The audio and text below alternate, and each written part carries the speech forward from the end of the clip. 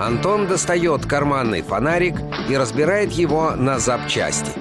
Любопытно. Из всех деталей спасатель останавливает внимание на рефлекторе.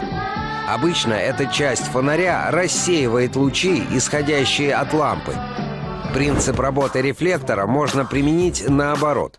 Если направить деталь фонаря на солнце, поверхность будет собирать солнечную энергию и концентрировать ее в центре рефлектора. Теперь самое главное — найти труд.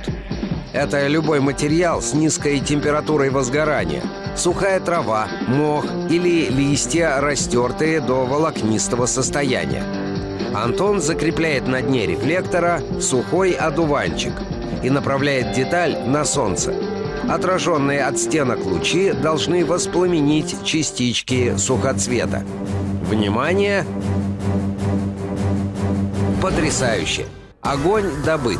Способ профессионального спасателя действительно работает. Теперь главное — поддерживать...